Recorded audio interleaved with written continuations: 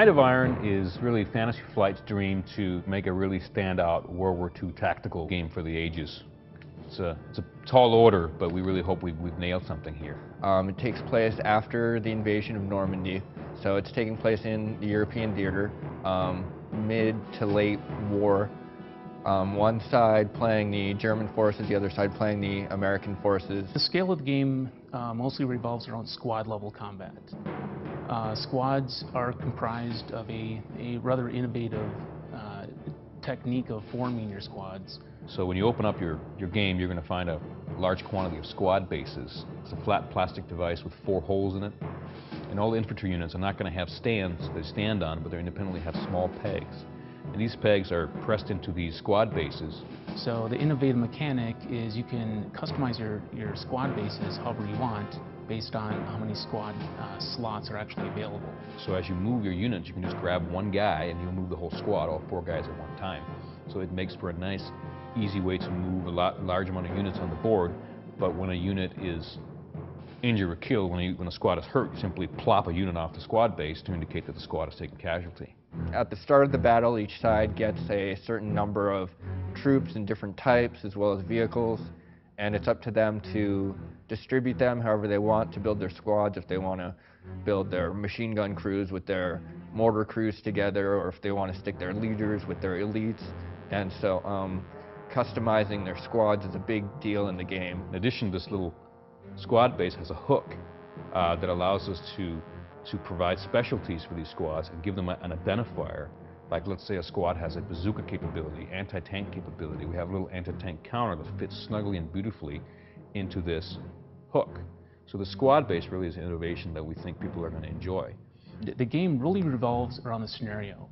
Every scenario has very specific setup and different victory conditions, which really affects the overall strategy on how you're going to win the game.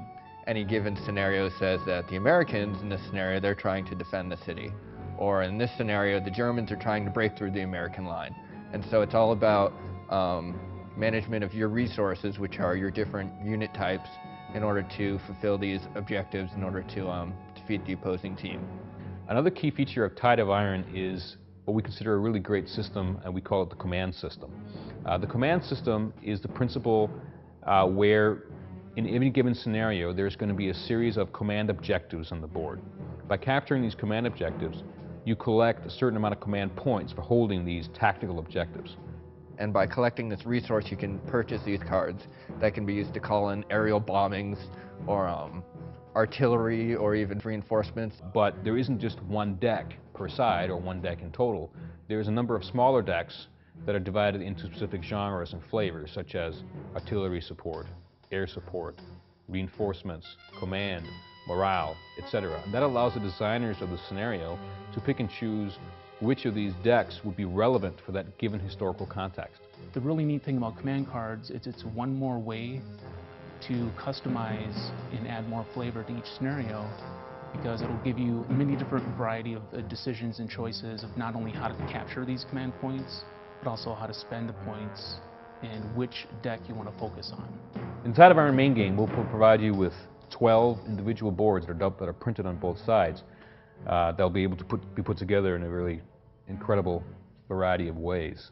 Each board specializes in different terrain. For example, some of them focus more on town building terrain. Some of them are very heavy in forests. Of course, some will have roads and rivers and stuff going through them, and when you match those two up, and if the river sort of drops off on one board from the other, we provide you with a very large amount of board overlays that will allow you to sort of customize the boards further, such as additional roads and forest hexes and then riverbeds, as well as all the fortification effects like pillboxes and barbed wire or minefields. If there's not a certain board that has a building where a player wants it, they can put a building tile there, or a hill or a forest. There's really an endless possibility of different board configurations that can be made. The actual gameplay of Tide of Iron is a mixture of simulationist detail, but done in a way that's simple, in a way that's effective, and in a way that's going to be a relatively fast game.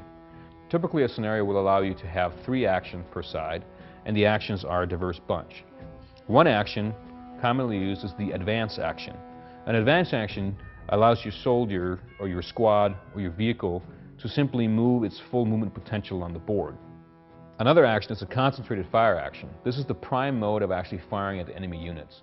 What's interesting about that action is that not only can your unit that you activated fire at its maximum firepower, but you're allowed to engage other friendly units that are not fatigued in a combined fire attack.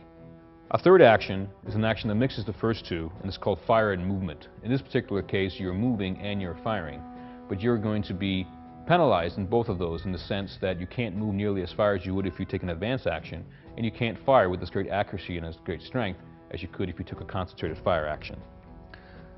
A common action that a player would want to take is to place a unit in op fire mode, also called opportunity fire mode. This is done by simply placing a token with the op fire symbol face up next to the unit, and the action is done.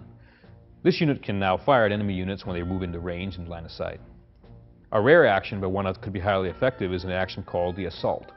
The assault represents a unit that is seeking to engage in close combat to force another enemy unit out of a certain area. It could be a hex, a forest hex, a building, a pillbox, etc.